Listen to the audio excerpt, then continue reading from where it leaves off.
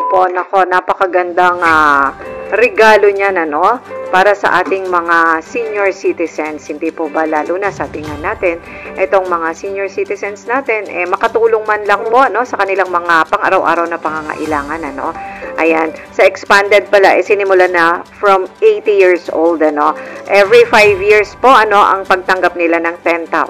At pagka naman sila umabot ng, nako, sabi nga natin, iilan ang umaabot dyan sa age na yan, ano? 100 years. Magkakaroon po ng 100K, ano? Nako, napakagandang regalo niyan, ano? Mula sa ating pamahalaan din, ano?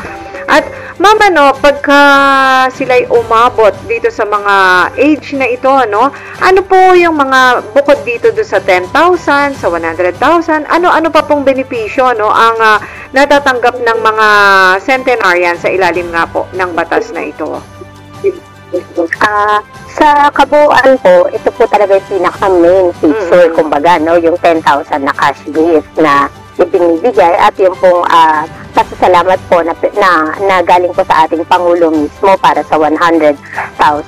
Patuloy din po ang pag-avail po nila ng tinatawag nating rights and privileges ng mga senior citizens ayon po sa batas.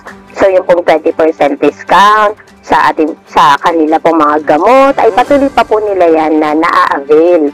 At continuous po yan, no? Marami pong mga establishments na sa buong Pilipinas na aware na po dito sa entitlement, kumbaga, ng ating po mga senior citizens. At marami na po ang nag-i-enjoy nito. Yung iba, meron din pong libreng palabas ng sine, no? Yung ating mga local government units. At yung iba naman po ay nakaka-avail po sila ng discount sa kuryente at sa tubig kung yun po ay nakakaabot lang sila sa minimum consumption. Ayan.